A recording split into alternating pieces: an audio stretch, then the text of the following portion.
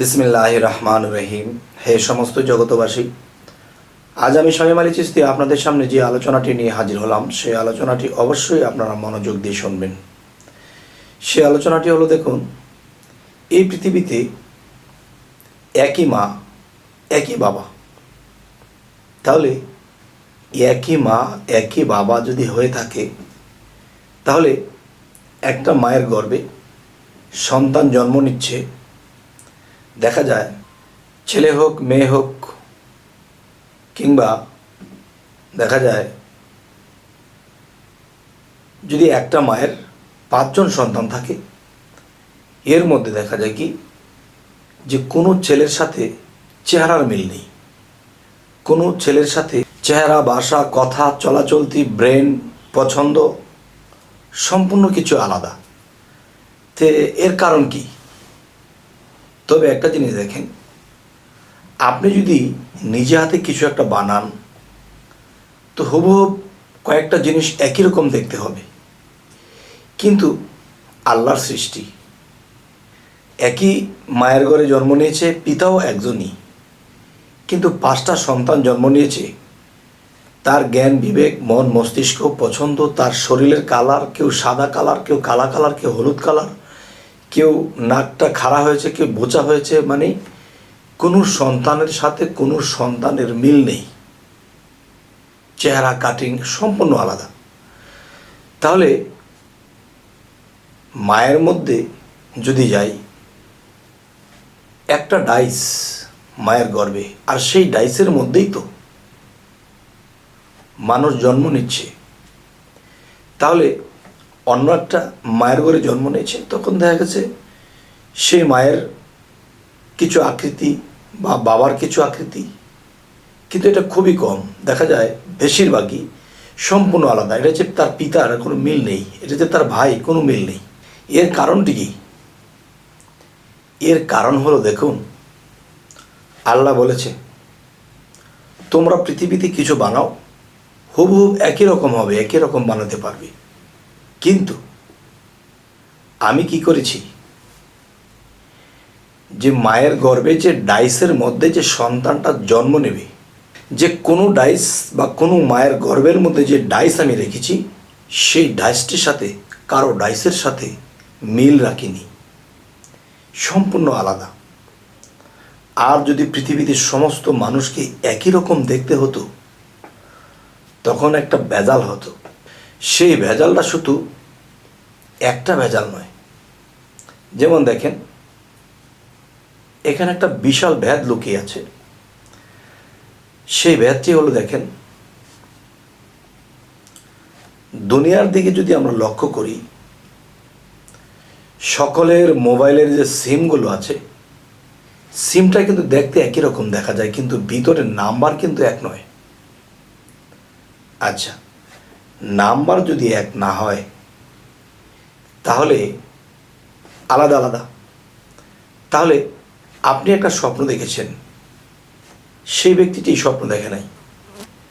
আপনি একটি স্বপ্নে একটা আভাস পেয়েছেন, এটা অন্য কেউ পায়নি, আপনিই পেয়েছেন। তাহলে আপনার রূপ, স্রোত, জ্ঞান, বিবেক, বুদ্ধি যা কিছু আছে সম্পূর্ণ আলাদা। যে আপনার কাছে ফোন দিয়েছি, আপনার নাম্বারে আপনার কাছে যাবে, অন্য কেউ পাবে না। ঠিক আমি বলতে চাই, এই পৃথিবীতে যদি মানুষকে আল্লাহ একই রকম দেখতে বানাইতো, তখন কি হইতো? যে আল্লাহ কিন্তু বলতেছে কোরআনে, যে নিজেকে পবিত্র করলো সে সফল কাম। তো যে নিজেকে পবিত্র করলো সে সফল কাম, এটা কেমন করে সফল কাম? এটা এমন করেই, আল্লাহ যদি দেখে কেউ নিজেকে পবিত্র করেছে, তখন আল্লাহ কিন্তু মহাপবিত্র, তখন সেই মহাপবিত্র, সেই পবিত্র মানুষটির মধ্যে আসে। সেই মানুষটির মধ্যে যখন আল্লাহ আসে, তখন কি হয়? তখন তার মধ্যে যখন আল্লাহ আসে, তখন তার রূপস্রোতে মিশে একাকার ধারণ করেন। যেমন একটা পুতুলের মধ্যে যদি পানি ভরা হয়, সেই পানিটা যদি ফ্রিজে রেখে দেওয়া হয়, যখন বরফ হয়, তখন উপরের পুতুলের খোসাটা সরিয়ে ফেললে তখন কিন্তু পুতুলের একটা আকৃতি ধারণ করবে। আর সেটার মধ্যে কী ছিল? পানি ছিল। তাহলে নীর আকার, নীরের আরেকটা ভাষা হলো পানি। আল্লাহ নীর আকার, তার মানে হলো আল্লাহ নীরে আসে, নীরে ভাসে, নীরের মধ্যেই স্রোত ধরে আদমের ভাণ্ডে এসে আদমের রূপ ধারণ করে। এখন আল্লাহ কিন্তু এক। এখন পৃথিবীর সমস্ত মানুষ যদি একরকম হতো তখন কি হতো? তখন আল্লাহ যে এক এটা বলা যাইতো না। আল্লাহ এক বলতে পারতো না, কারণ লক্ষ কোটি অলিয়া আউলিয়াদের মধ্যে আল্লাহ মিশে গেছে। তখন লক্ষ কোটির মধ্যে থেকে আল্লাহ এক। আর যদি সব মানুষকে একরকম দেখা যাইত তাহলে কোটি কোটি আল্লাহ হয়ে যেত। আর এখন কি হলো? যে লক্ষ কোটি রূপ ধরে তিনি রইলেন নিরাকার। তাই একটি কথা বলা হয়েছে, কি স্রোত বানাইলে খোদা রূপ মিশাই আপনার, এই স্রোত দুচোকে যাবে যে বলে সে গুণাগার।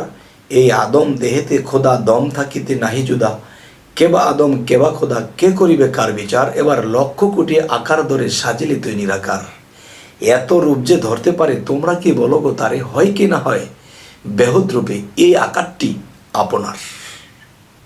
আচ্ছা, তো এখন যে কথাটি বলতে চাচ্ছি, এই পৃথিবীর সমস্ত মানুষকে আলাদা রূপ, স্রোত, আলাদা জ্ঞান, চরিত্র সমস্ত কিছু দেওয়া হয়েছে। তাহলে প্রত্যেকের মধ্যে দেখা যায় যদি 1 লক্ষ মানুষ নিজেকে পবিত্র করেছে, 1 লক্ষ মানুষের মধ্যে আল্লাহ বিলীন হয়ে আছে, কিন্তু 1 লক্ষ রূপে। আর এই 1 লক্ষ রূপের মধ্যে তিনি একজন। কারণ সকল রূপ যদি একরকম হতো তাহলে 1 লক্ষ আল্লাহ হয়ে যেত। ভিন্ন স্রোতের মধ্যে যখন আল্লাহ মিশে যায় তখন আল্লাহ বলতেছে এর মধ্যে আমি এক, এর মধ্যে আমি এক, এর মধ্যে আমি এক, এর মধ্যে আমি এক। আর সবাই মিলে যদি এক স্রোত হতো তাহলে এটা এক আল্লাহ, এটা এক আল্লাহ, এটা এক আল্লাহ, একই রকম দেখতে। তখন কি হবে? তখন আল্লাহর এক থাকবে না। তাই বলবো কি, যে লক্ষ কোটি আকার ধরে সাজিলে তিনি নিরাকার। আর সেই নীর পানির আকার। পানির আকার কি? যেই ভাণ্ডে যায় সেই ভাণ্ডের আকার ধারণ করে। যাই হোক, হে সমস্ত জগতবাসী, তো এই পৃথিবীতে আমরা এসেছি কেন এসেছি? আল্লাহ কিন্তু বারবার একটি কথা বলেছে, বিশ্বাস বা ঈমান এবং ধৈর্যশীল হও। এই যে কথাগুলো বলেছে, আর আমি ধৈর্যশীলের মধ্যে আছি। আবার বলেছে যে নিজেকে পবিত্র করলো সে সফল কাম। সে সফল কাম কেন? তার মধ্যে আল্লাহ বিলীন হয়। কারণ আল্লাহ মহাপবিত্র, সেই ক্ষুদ্র পবিত্র মধ্যে আল্লাহ বিলীন হয়। তার মুখে কথা বলে আল্লাহ একদিন চলে যায়। তবে হে সমস্ত জগতবাসী, আজকে আমাদের এই আলোচনাটি করার প্রয়োজন কেন হলো? আল্লাহ কিন্তু আমাদেরকে অনেকভাবে বুঝিয়েছে, এটা কিন্তু আমরা বোঝার চেষ্টা করিনি। তো আমি যতটুকু চেষ্টা রাখবো বোঝানোর জন্য, যে দেখেন, মানুষ ছাড়া আল্লাহর রূপস্রোত কখনোই পাবেন না। তাই বলা হয়েছে খালাকাল ইনসানি আদম ওয়ালি সুরাতিহি। আদমের স্রোতে আল্লাহ এই বিশ্বব্যাপী পালনকর্তা, সৃষ্টিকর্তা, এবং দেখা যায় যে বিভিন্ন আল্লাহ নাম ধরেছে এই আদম রূপেই। এই আদম রূপের বাহিরে যদি কেউ আল্লাহকে খোঁজে কখনোই পাবে না। পৃথিবীতে যেমন 18,000 মাখলুকাতের কথা বলা হয়, এই 18,000 মাখলুকাতের মধ্যে মানুষ কেন শ্রেষ্ঠ হয়েছে? এই জন্যই হয়েছে খালাকাল ইনসানি আদম ওয়ালি সুরাতিহি। যে আল্লাহ বলতেছে এই আদম স্রোত কার? আমার। আর এই আদম স্রোতের মধ্যে যারা দুষ্ট প্রকৃতির, যারা নিজেকে পবিত্র করতে পারেনি এবং যারা সফল কাম হতে পারেনি, আমি তাদের মধ্যে মিশতে পারবো না। আর যারা বিভিন্ন সাধনার দ্বারা যারা পবিত্র করে নিয়েছে, আমি তাদের মধ্যে বিলীন হব, আমি তাদের মধ্যে মিশে যাব। তবে জানি না আজকের এই শর্টকাট আলোচনা করে আপনাদেরকে কি বুঝ দিতে পারলাম জানি না।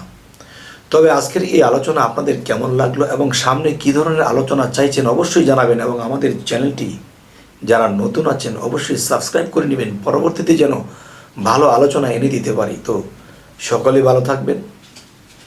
আল্লাহ হাফিজ।